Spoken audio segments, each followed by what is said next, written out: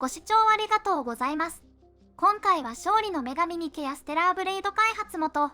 シフトアップの新規上場予備審査が2024年5月10日に承認され、上場に向けて5月20日に証券申告書公募資料が公開されました。資料には投資家に向けてシフトアップのこれまでの実績と今後の計画が記載されており、興味深い内容だったので動画にしてみました。本題の前に注意事項。この資料は韓国語で記載されており Google 翻訳を使用しています。そのため、間違いや事実と異なる内容が含まれている可能性があります。また、この動画はシフトアップについて知ることを目的として作成したもので、投資の推奨、勧誘目的ではないことをご理解の上、ご視聴をお願いいたします。これ以降の為替レートは2024年5月31日時点1ウォン約 0.11 円としています。それでははじめに会社概要と業績について。会社名株式会社シフトアップ。設立2013年12月2日。代表勤務。キョンテ。業種。モバイルゲームソフトウェア開発。サプライヤー。資本金。99.72 億ウォン。約11億円。従業員数292名。ここ3年の業績は、ニケの成功により売上が大きく伸び、利益も赤字から大幅黒字となっています。それにしても2023年の営業利益率、約 65.9% はすごいですね。少しニケに還元を。2024年は4月のステラーブレイドも加わるのでさらなる増収増益も可能と思われます。次にシフトアップのこれまでの実績となる活動内容を見ていきます。これまでに市場に投入したタイトルは、2018年12月、デスティニーチャイルド、2022年11月、勝利の女神ニケ、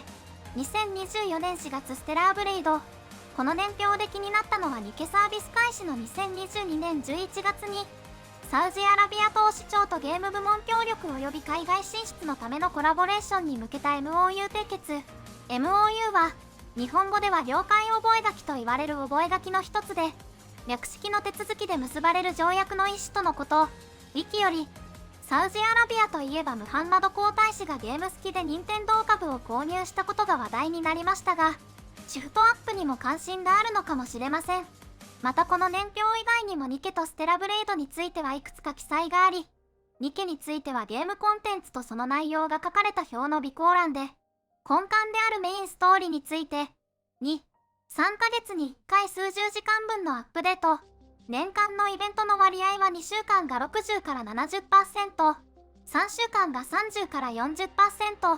2週間イベントは約10時間のボリュームと記載されていました。私はニケをやっているので、これまで感覚的に分かっていましたが、シフトアップ公式見解を知ることができました。ステラーブレイドについては研究開発の項目に多くの記載があり、かなり前からキャラクターの動きや攻撃の表現について、研究されていたことがわかります。この中で特に2021年のスキンメッシュ切断表現のためのリアルタイムメッシュカットと生成研究についてゲーム映像を見てしっかりと製品に反映されていると感じました。その他や詳細な内容について気になる方は、一時停止してぜひ確認してみてください。次にシフトアップのコンテンツとは直接関係ありませんが、より理解が深まると感じたので、今回の新規上場、IPO 内容についても紹介します。市場区分はコスダックを予定。コスダックは韓国の IT、バイオ、エンターテインメント等の将来成長性の高い中小ベンチャー及び成長企業が主に上場している市場で、ネクソンゲームズやカカオゲームズが上場しています。総公募株式数は725万株。一般的な IPO の場合売り出し株の一部に既存株主が保有する株を含め、現金化することが多いですが、今回シフトアップは全て新規発行となっています。そのため、IPO 時点では現金化する考えがなく、今後の成長のための資金調達であることを投資家に印象つけていると言えます。ただ、この世界は難しいので本音なのかはわかりません。取扱証券会社は韓国投資証券、JP モルガン、NH 投資証券、新韓投資証券。引受額は1株4万7000ウォン、約5170円。希望公募価格は4万7000から6万ウォン、約5170円から6600円。これにより公募金額は 3407.5 億ウォン、約375億円。筆頭株主は代表のキム・キョンテ氏で、2番目のは中国テンセントのクラウドサービスを提供している会社みたいです。おそらくニケがテンセントゲームスのグローバルブランド、レベル、インフィニティを通じて展開されてるのでその関係と思われます。